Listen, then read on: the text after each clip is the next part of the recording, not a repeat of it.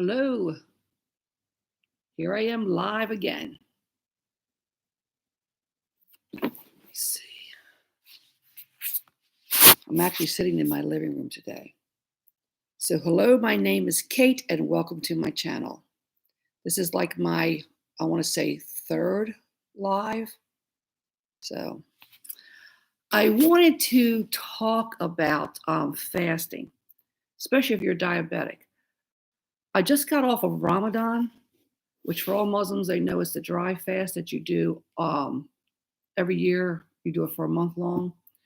And I tell you, from doing the fasting with keto, so much different fasting with keto and then fasting Ramadan. I thought, oh, this is going to be a breeze. I'm going to fast Ramadan with no problem because I've been fasting with keto.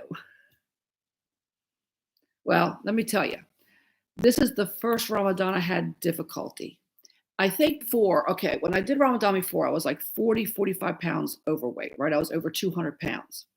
So this time, I lost the weight through keto and I have been fasting. So I thought this was going to be a cakewalk.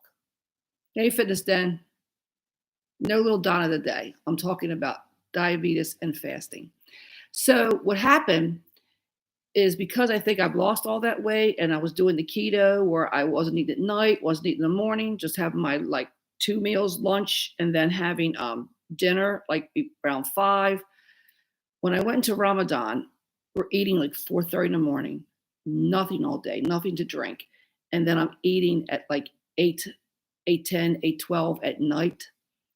And it wreaked havoc with my body. So it really gave me a lot of insight about fasting, being diabetic. And I'm telling you, all diabetics know the weakness you feel when your sugar drops or it goes too high, the fatigue, the shakes, the confusion, headaches, the moodiness you feel. You just feel like you're irrational at times. This is all from the imbalance of sugar. So when I did the Ramadan, I realized how difficult some people probably have with the fasting. And like I said, during Ramadan, it was a dry fast. So what I take from this is that of course, everybody's an individual, but you just have to be careful when you fast. You got to be careful because once a diabetic, this is me, my opinion, by the way, this is how I handle my diabetes. This is how I work with my keto. This is how I handle fasting. The things I come up with to do that work for me. It's like I said, I'm not a doctor, I'm not a nutritionist, nothing. This is just works for me. And these are the problems I seen came up with me doing fasting. To me, once a diabetic, always a diabetic. Once a carbaholic, always a carbaholic. Because my carb cravings went off the chart during Ramadan. I mean, completely off the chart. I was craving carbs so bad. I mean, I didn't get the shakes. I didn't get the weakness. I did started getting a little bit sluggish, the confusion, but yet my blood sugar was not low. It was actually normal. See, with some people with diabetics, you don't realize. Hey, military mom. Thank you so much for being on here, military mom.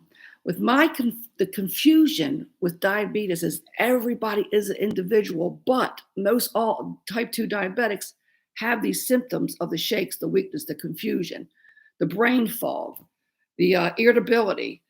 And what I found during Ramadan is that I couldn't drink or eat at all during the daylight hours. So totally different than intermittent fasting. I could drink, I could even eat if I wanted to, whatever, but I got myself down to 2 meals a day. And with losing all that weight, it just wreaked, like I said, it just wreaked havoc. And what I found is that you have to be very careful for every individual when you're fasting. The fasting, like I said, is an individual thing, but you got to be careful how you do it. You got to go by what your own body says. So to me, it was like a rude awakening that the intermittent fasting, you know, they have, you get what's called the keto flu, especially when you're diabetic, because those carbs are like everything, and your body is going to like want them big time. So you just have to take it really, really, really slow, when you're doing it. And listen, always listen, listen, listen to your body. What I do and what you do can be two different things. So listen to what your body says, but remember, the carbs are going to be like that little demon on the side. Oh, you got to eat. Oh, come on, just one carb. Just take a bite. Do this. Eat a slice of bread. Just have one piece of chocolate. And of course, other people around your household, they could be eating chips and chocolate and all that stuff, which I told you, I think, on one of my videos. My husband's so good at that. He's thin. He can eat anything he wants. Why can't I eat anything I want? Because I'm a diabetic. Now, I'm a diabetic no longer on metformin or Janumet or Lantus or Novolog. I went from A1C of 11 down to 5. And right now it's probably around 6 or something, because during Ramadan, I ate some carbs. You got to remember, you're not drinking any fluids. So your body goes into starvation mode. And that's another thing. During the regular fasting, they say your body goes in autophagy, which is like a starvation mode, but not like Ramadan. You can drink, you could have electrolytes, all this kind of stuff during fasting and intermittent fasting. During Ramadan, it's a dry fast, nothing. You swallow nothing but your own spit. So it's very, very difficult. It's very difficult to do. And before, when I had about 40 more pounds on me, I would lose 10 pounds during Ramadan. I actually gained 5 pounds. Well, some of it was probably a little bit before Ramadan because of stay at home, but then I slowly started to lose. I lost 2 pounds by the end of Ramadan. But my body went into starvation mode. I mean, big time. I mean, I already cut it down to fasting before Ramadan with intermittent fasting. Then I cut it down to, okay, now I'm going to give you 2 meals a day at dark, night, and early in the morning, where I wasn't even hungry early in the morning, but I had to eat or not eat nothing all day. So I was in starvation mode big time. So I think what happened is my body just held on to that weight. It's like, hold on for dear life. So by the time I'd break fast at about 8:10, 8:15, the time kept moving out as it went out longer, closer to the end of the month,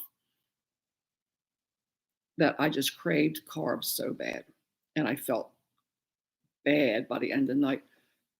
My granddaughter would call me, and I'm like, babe, call me back in about 30 minutes. I got 10 more minutes where I could break fast. She says, Mom, are you sick? And I said, babe, I'm fasting. And I am wiped out. My last video that I did, I think it was I just did the Vera one, right? Vera Bradley one. I was so wiped out. I try to bring my A game. I try to pep up, but I was basically like this because inside I was just so wiped out from fasting. I mean, so, fasting is, I always say with other people, it's like, well, you do it for a while, you get past the keto flu and you're fine.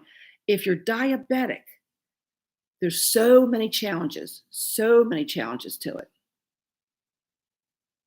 I'm not even watching my comments. I'm just so much on my tangent. But hey, Amina, how you doing? But it's so important to listen to yourself in any of these, you can call them diets, healthy way of eating. You've really got to listen to yourself. So I found out that, I had a little bit of a rough time doing the intermittent fasting in the beginning, and then it was like smooth sailing. When I went into Ramadan, I'm always like, have no problem. I have all my problems usually in the beginning of Ramadan, and then it would get better. This time, totally, totally different. Totally different. I mean, When I went into it, it was no problem. But then I got out of what towards the last 2 weeks of Ramadan, I was almost thinking the last week I wasn't going to make it. Literally, literally, the carb cravings were so bad. The confusion. Like I said, if you see me in my other videos, um, I just seem to be a little tired or sluggish. The past month, today was the end of Ramadan. I'm back to eating normally, which I'm going to be back to my keto. Today, I've kind of like strayed a little bit that I had a little bit of fruit, like berries this morning, and that was it. Well, actually, it wasn't early this morning. I had like tea this morning. Then I had some berries, raspberries, blueberries, a little bit of cinnamon on it, and a little bit of stevia at around 11 o'clock. And then for like my dinner per se, I had hot dogs, which I had ground beef out, but I just had the craving for the hot dogs, so I had them. I don't know. I may eat a little something tonight. Not tonight, night. No, I'm talking about after I get off this live stream. So that may happen. I may eat a little bit of something, but tomorrow then hopefully I could just get back. I want to get back to my keto way of eating. I felt so much better. The weight came off. My body was in starvation mode. It was like boop boop boop with the Ramadan. It's like I'm gonna take everything away from you. I'm taking away any fluids. I'm taking away any food. Yeah, you can eat a bit, eat a little bit in the morning at 4:30. You can eat again at 8:30 at night. Which after a while you can't eat that much. Your stomach shrinks. So people that are diabetic, be very careful in doing any kind of fasting.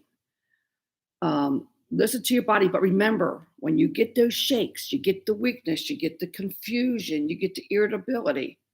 Take your blood sugar. It could either be extremely high or it could be normal. The reason why I say normal is because most diabetics say, oh, my blood sugar's low. The blood sugar's low. I got to eat. I got to eat. I feel the shakes is low. If you take your blood sugar, it's probably not low. It's probably no lower than 80, maybe 90. When my blood sugar used to go at 300, yeah, I used to be over the top, 300. If it got down to 140, I would shake because for me, that was low. That was extremely low for me. And it was normal. Actually, 140 for the middle of the day is the high end of normal. Oh, I think my legs are falling asleep. I got them crossed. So yes, you got to be really, really careful with it. You got to be careful with it. I mean, nowadays, TV, social media, the brainwashing that we're into with the carbs, it's like, yeah, I'm actually, thank you, military mom. I'm glad Ramadan's over because it was very difficult. And it's never been that difficult for me. Like I said, when I was overweight, I lose 10 pounds during Ramadan, but it's very difficult. Yeah, fasting is difficult. I mean, fasting is difficult, but it's got to be right now. How many times a day to eat during Ramadan? I ate in for this then I ate in the morning at 4:30, and I ate at about 8:15 at night with nothing in between. But now I'm back to normal. So what I'm going to do today, probably have 3 meals. I've already had two. And tomorrow, maybe just have 2 meals. I'm going to get back into what I used to do, the keto that worked. Hopefully, then those 3 or 4 pounds that I gained, 5 pounds I gained back. Now I'm down to 3. They're going to fall off after about a week or so, and then start working my way back down where I wanted to into my 150s. That's what I'm hoping. But I want to say something about brainwashing, the social brainwashing when it comes to eating. Like I actually took some notes down here because eating good, they don't emphasize eating good. All commercials, everything. Go to McDonald's, go to Burger King, go to Taco Bell, go to Chick-fil-A, which is delicious. What I told my daughter, this is pretty much word by word. I said, she says, well, I usually get like either Seasons pizza or something, like just on Fridays. We eat good all week long. And she goes, we want to treat ourselves. I said, treat yourself. I said, if you're going to do that, use the right terminology. Honey, we did good all week. Everything was great. We had a great time. Let's go poison ourselves today. Literally, that's what you're doing. You're eating fast foods that have all this junk in it. Stuff that's cooked with vegetable oil, stuff that's processed to the hilt. Yeah, it tastes good. I think that with the fries, they put like some dextrose on it, like some sugar on fries when they deep fry them or whatever, that makes them taste really, really good. But all you're doing when you're going to a fast food place is saying, gee, I want to poison myself today. I love myself so much. I think I'm going to treat myself to some poison. Listen, we've all done it. I've done it. Oh, babe, it's our anniversary. Let's go out to dinner. Let's go poison ourselves tonight. Oh, it's my birthday. I want to go out for something special. It's a holiday. Ooh, everybody, let's all go out. Everybody wants, of course, I don't drink, but people, let's go to the bar. Let's go here. Let's go all over the place. It's like, let's go out and let's go get poison. It's brainwashing as far as the TV, the commercials, big pharma. Big pharma loves you to eat out. Oh my God, eat out. Here's discounts. We got coupon cards. Let's go eat out. Eat that many times out. We'll give you 5. We'll give you 1 for free. And let me see. They go. Couple years, they'll be diabetic. So let me see, more metformin for that person. Oh, they will followed by high blood pressure because they're going to gain weight. Then we're going to follow by, how about some cholesterol medicine? Oh, your cholesterol's high. Well, what do you mean? It's not from eating that fast food. So, I mean, it is. If you go to a fast food place or even out to dinner, you're not treating yourself. You're not treating. It's what they tell you you're doing. It's the brainwashing. I'm telling you, because I've been brainwashed for like forever, for I guess, 50 years. Home sweet home. Yeah. When you cook your own food, you use either coconut oil, grass-fed butter, you eat the right stuff, you know what's in it. When you buy the raw meats, you're hoping, well, you at least try to get the less processed, but believe me, better than buying it out. So if you just try to do, I know cooking at home, I used to work all the time. I mean, now I'm kind of like retired, which I'm debating to go back to work, to get some money, a little bit extra money. But, but I found a way around that. If you make like a weekend, a Saturday or Sunday, and make it like a food prepping. Now, don't make it nothing hard. Nothing hard. You like scrambled eggs. Scramble up 10, 15 eggs, a little bit of cheese, a little bit of onions, add some hot sauce, put some spices, whatever you want to do, put them in a big Tupperware, put them in the refrigerator. Next morning, just scoop it out and microwave for a couple seconds. Do some ground beef. Like I think I did a video and I showed you guys the ground beef. I did taco ground beef. Well, that's great. Make up some eggs, put it in there, roll it on up, make a nice little like a burrito with my little taco ground beef and a fried egg that was fried in grass-fed butter or coconut oil or avocado oil. I mean, potatoes, I can't eat potatoes being diabetic, but it's better to do your own home fries if you're going to do that. Then I did it for my husband and wrapped it in a little like a little omelet. And he loves it. He loves it.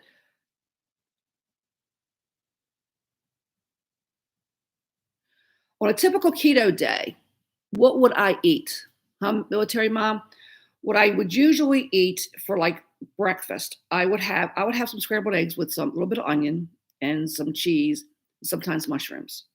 And I would literally I like my stuff spicy, so I put turmeric in it. I put a little bit of cayenne pepper, and then when it's all done, I top it off with Frank's hot sauce. Mm-mm-mm. And sometimes I'll throw me in some turkey bacon, which turkey bacon isn't really good for you because the nitrates that are in it. But, McDonald's, Burger King, Egg McMuffin, bread that is with the bleached flour and all that kind of crap or whatever, or turkey bacon. Okay, I'll take the turkey bacon. I mean, you can't be, the ground beef. I mean, once you prep the ground beef up and put your spices in it, like I said, the taco seasoning. Oh, my mouth's watering. The taco seasoning. You could make like 2 pounds of it and put it in the fridge. Then you could add it to a salad. Make a taco salad, add it to eggs, an omelet with taco stuff in it. Make yourself some veggies, like cabbage, this, that, and the other, whatever you like, broccoli, cauliflower, whatever, and put a couple spoons of the taco seasoned ground beef and heat that up. And then, with your vegetables, you can even kind of mix them in a little bit and put some grass-fed butter. And you can always top it off with a little bit of dash of Frank's hot sauce. I mean, I would mix oh, yes, yes, yes, yes, sauteed vegetables. But there's so much more. And kids with the ADHD, kids that have diabetes, where the heck did this come from? When I was growing up, we were all built like this, like little sticks. When I was a kid, people would make fun of me because I was so freaking skinny. Boys in school would say, hey, Kate, what is that hanging from your shorts? Oh, it's your legs. Ha, ha, ha. Make fun of me because how skinny I was. Let me tell you, this is my opinion and my opinion only. But behind all this fast food, behind all this, go through the shelves and buy all the pasta, the bread. Oh my God, bread is like, it should be a red light. Stay away from all bread, if possible, all bread. It's just, they don't care. They want you. I think that Big Pharma finances all this stuff. Now, this is only my opinion. I have no facts. But I think they finance getting out there, eating this junk, and yes, they make it taste good. I watched a video the other day when somebody's like, oh, and he was actually saying, I'm feeling very weak, I'm diabetic. Took either a candy and started eating it. Oh, I feel so much better. I'm like on the other side of the screen going, no, don't eat that candy. I know, I've done that. Chocolate bar, this, that, and the other. No. All it does is feed your addiction. And it's going to happen again and again and again. And I know it happened for me for many, many, many, many years. Oh, yeah, ADHD, the keto diet. Remember, people use the name, oh, keto, I don't want to do keto. Take the word keto out of it. Eat right. Take out the bad carbs. Don't take them. You love your kids, don't take them to fast food. You don't love your kids, then you do what you want to do. You love your kids, don't poison them. Bottom line. I mean, exactly. I mean, it's just like they're pushing this stuff because we are the sickest I think we've ever been in this country for the past, what are we, 240 some years old? And this country is just, oh yeah, they'll say, well, you're living longer. Take the drugs. And of course they want you to live a little longer. You know why? You keep buying the drug. If you die, well, there goes somebody. We're not gonna make no money off of them anymore. Or, if you get this, like when I got diabetes, it's like, okay, the metformin, it's like a drug. Go to metformin. Oh, it's not enough. Let's go to Genumet. Oh, not enough. Well, we got to put you on the needle. You got to take the Lantus. Oh, the Lantus is not. You got to up that. Oh, we got to put you to Novolog with the Lantus every time you eat. And you know what happened from taking all that? It just makes you get bigger. It's like I was literally killing myself. And you guys all know Europeans are thinner. Yep. They eat better and they eat portions. What's America's portions? They say, was it the size of right here is like a portion? What's American portion? Here you go. Oh, people go, I love going out to eat Chinese food. They give you so much. You notice they give you so much you can eat it and you feel full, and about 30 minutes later, you're starving, you're hungry again. I mean, it really, yeah, the supersized everything. Farmers sitting back going, watch the money fly, watch the money fly, watch the money. We are just literally sheeple. They say, this is good, eat this is good, do this. This is like, let's just tell everybody, oh, how delicious. Everybody wants to go to Dairy Queen and get that nice Frosty or something. And honest to God, We really need people got to stop playing the victims because we got to wise up. And we just got to say, well, I wouldn't get so fat if McDonald's didn't put crap in their food as I go through the drive-through 5, 6, 5, 10 times a week. As far as I know, McDonald's makes the crap, but they have not yet come to my house and forced me to eat it. If that happens, I'm blaming McDonald's. But they do not force me to eat that food. They do not force me to buy that food. We watch this stuff on TV. Oh my God, I watch it all the time. It's like the commercials. Oh, look this, even the Slim Fast, the this, that, the other, they put sugar in it, right? I mean, it's always stuff that if they're trying to sell it to you. I'll put it this way, they're trying to sell it to you on TV. Pretty much stay away from it. Like I said, if somebody on TV actually says, well, I want you to get your own food and cook your own food and have your own, use your own condiments, and you don't pay us nothing, or you don't even need supplements. Now I do some supplements, but if they want to supplement you on everything and buy their food,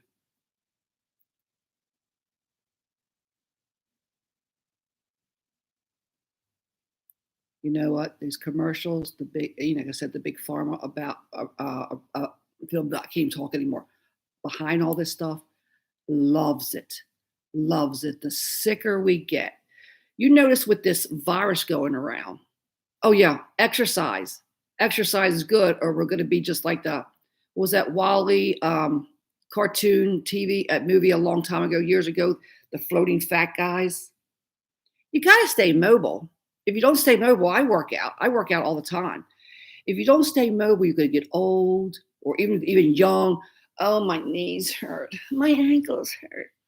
My elbow hurts. My shoulder hurts when I do this. Well, then don't do this. No, it's like you just start falling apart.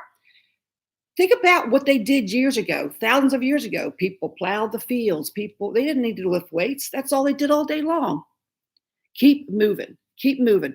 But walking is actually just not enough. You need some weight bearing. Like, wait a minute, hold it, people. This is kind of crazy. This is what I do a lot. I'll sit and watch TV and I'll do this. I'll do about, here, my elbow snap there. I'll do about 3 sets of these of 12, 3 sets of 12 while I watch TV. That's why they're down here. And then I'll do for the triceps, I'll go like this. Try to keep I don't want my chin to be all like that, but try to keep your elbows in. This is 10 pounds. I started off with 5 pounds. I do 12 of these, and I'll do 3 sets of those. And I'll do squats. I'll do all this if you want to in front of the TV set while I'm watching one of my favorite, my Days of Our Lives or something, Because if you notice, if you sit, let's say you sit and you watch a few, like you're binge watching, you guys ever get up out of your chair and it's like, oh man, I'm a little stiff.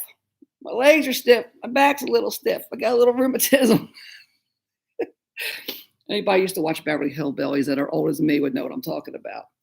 But you feel like, your body, your muscles are made to move. That's how God made you. Move those muscles. If you don't move them, then you're going to get atrophy. You're going to get this, which I got a little bit of this, but it's not too bad. You're going to get, which actually fat, but as I lose more fat, that should come off. But you want to build the muscle. I mean, it's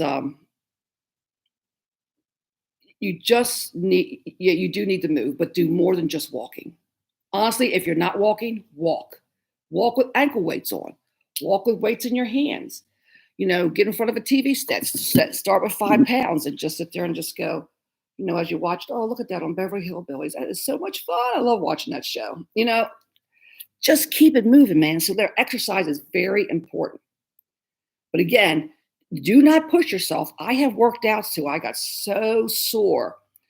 So you have to, again, it's all about listening to your body. Listen to your body of what you eat. Listen to your body of the workout. Like you don't want to push through. Oh, I'll just push through that workout, and then you can't work out for a whole week because you're sore as HELL hockey sticks. So like I always say, use the brain that God gave us. Think. But I mean, the main thing though is like I wish on TV they would push good foods, but they don't. Like even with the like I said, with the COVID being around, they're really good that, oh, we're working on a vaccine.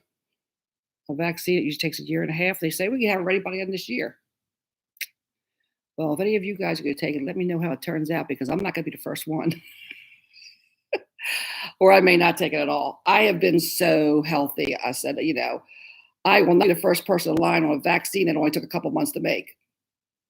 So, you know, don't yeah. Yeah, you don't have to spend a lot. You do not have to spend a lot of money to be healthy. I have my garden, my victory garden, I call it.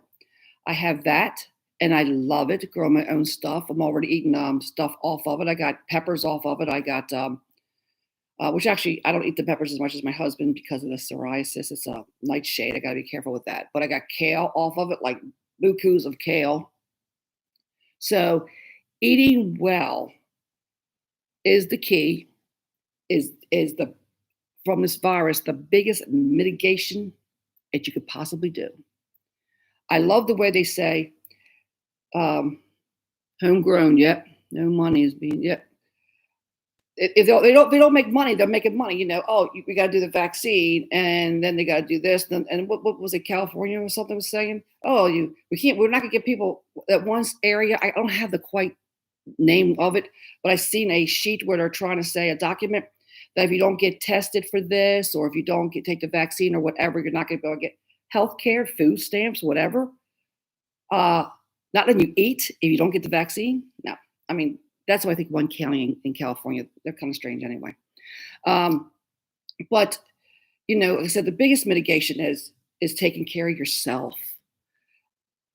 I think a very little that I ever see anybody on there on the news say, "Hey, take your vitamins, take vitamin C, take zinc. Vitamin D is good. Take all this stuff. It's going to help you. It's help your immune system, which is that's what fights it is your immune system. It's help. God gave you everything you needed, everything of this earth. He gave you the right foods to eat. He gave your body to be able to combat all this stuff. You just got to let your body do it. You got to let your body do it. Now, I know there's things, people get heart diseases, people do this, which is probably was led by the way they ate. But, you do at times got to take medication. You could have, mental issues. You could have bipolar, schizophrenia, blah, blah, blah. Yeah, there's always conditions where you're going to need medication. But most of this stuff, remember the COVID-19, coronavirus is the same as a virus that when you get a common cold, when you get I got a sinus infection this year. It could have been a COVID-19. I don't know what, but I took essential oils, drank plenty of fluid, and got rid of myself. The coronavirus is around all the time. This is just supposed to be a lot worse of a strain. Nutrition, nourish your body. Yep, wholesome foods. Yep, and not fillers. Yeah, God gave us everything we needed. It's right here. And if you think about most of the drugs that they sell you big bucks on, insulin, $120 I had to pay for that stuff. No, not even with insurance paid. It all comes from this earth. And they bottle it up really nice and say, $50. And of course, then they drop some other things in it, like probably a little bit of other crap in it, Like I heard there's some, I don't know if it was flu shots or some vaccinations. I don't know what it was. Like I said, don't quote me on this, but some of them had some mercury in it and some other stuff in the vaccine or the flu shot.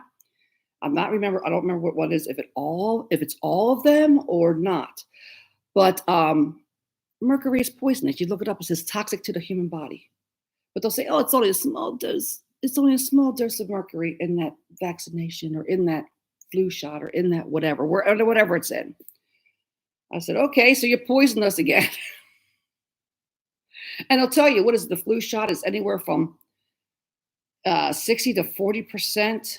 It will work, might work. I don't take the flu shot anymore, ladies. And the reason why I don't take the flu shot is I stopped about 6 or 7 years ago. Every time I got the flu shot, every time I got it, I got bronchitis. Now, I had nurses tell me, Oh, I can't give you bronchitis. I said, I don't care what you say. It may has how my body reacts like to the flu, and my lungs are my weak spot, and I get bronchitis. Do you know, once I stopped taking the flu shot, I have not gotten bronchitis, not even once. Not once for the past 6 years. My daughter, she got the flu shot. The first time she got it, her arm turned all purple. I mean, all around her arm and swelled up. The doctor said you're allergic to it. Never get it again. So what's in that? What's in that that makes people so allergic?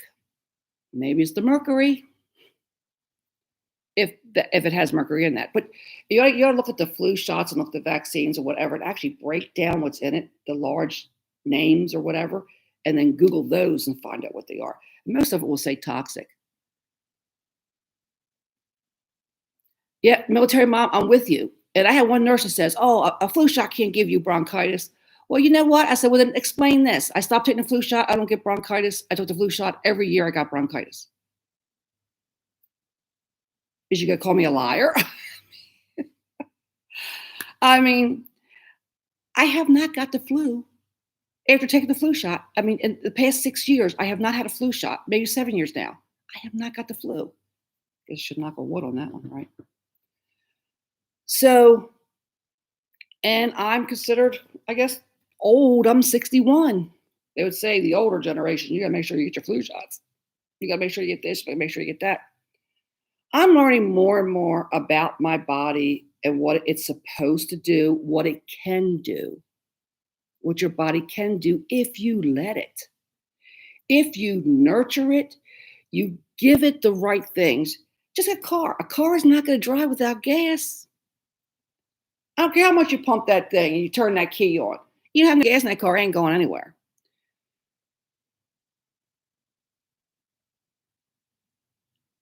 You know what?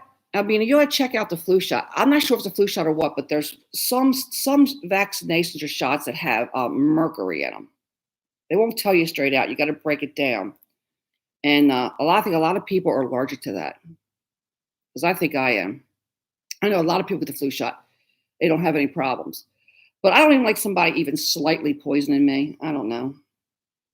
It's like, and I said the flu shot, it may or may not work. I know a lady that got the flu shot and she got really severe flu like a month later. They said it was a different strain, but it probably was a different strain.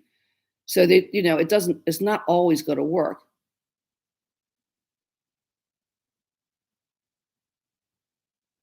Yeah. Yeah. Military mom.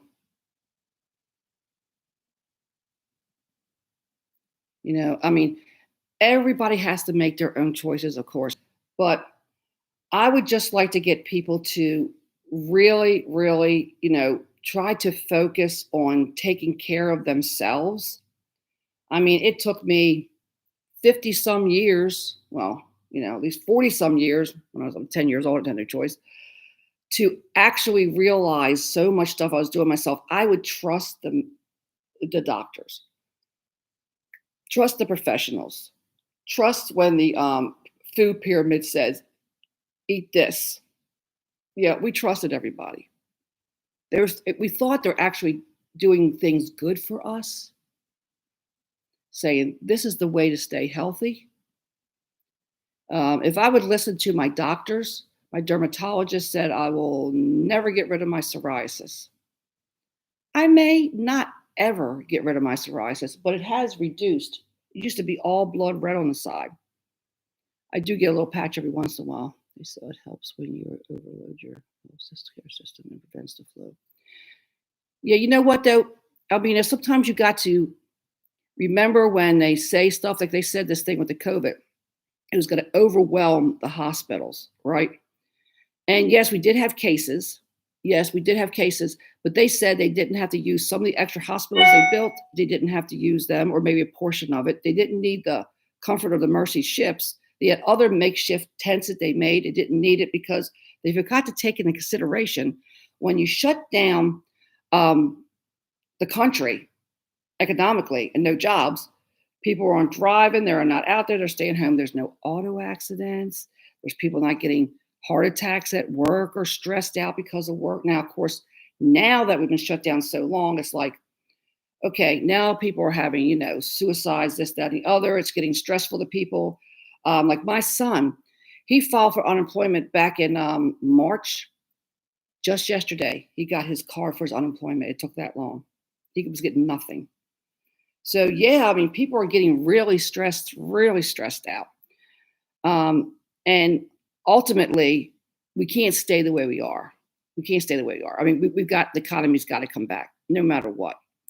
Um, I mean, it's the stress of. I mean, the longer the economy stays down, the harder it is to get us to bring us back up. It's like a diet. It takes you ever to lose the weight, and it takes you a couple good meals to put it back on. With our economy, once we have destroyed it or borderline destroyed it, it's not coming back up in a day or so. Everybody needs to, and we've lost some businesses that they say they'll never reopen. So the whole thing with the healthcare system is that it wasn't supposed to be overwhelmed. They know they couldn't stop the spread. They're saying they couldn't stop the spread. Let's don't overwhelm the healthcare system. So now you hear, okay, well, it's not overwhelmed because some of them actually nurses, some doctors were being like laid off because there wasn't enough coming in. But now some of them are saying, well, let's wait till we get a vaccine. Oh, heck no, we ain't gonna have a country. We ain't gonna have a country. We'll be turned into a third world country if we wait till the vaccine comes out. Well, I mean, if it comes out at the end of the year in about if we actually wait to a year to 18 months, we ain't gonna have a country. So anyway, this is just my opinion. But this is all I wanted to say all about mainly fasting and diabetes. I mean, people need to really take care of themselves. I would love it if this world started turning itself around and said, I'm going to listen to me and I'm not going to listen to what they say on TV, or I'm not going to listen to what, what a lot of health professionals are saying that could be backed by pharma. Like, remember, pharma doesn't make any money if we're all 100% healthy. Yeah, if you guys could give me some thumbs up, that would be great. I know I got 2 thumbs up, but I'm hoping you all enjoyed this or got some good information out of it.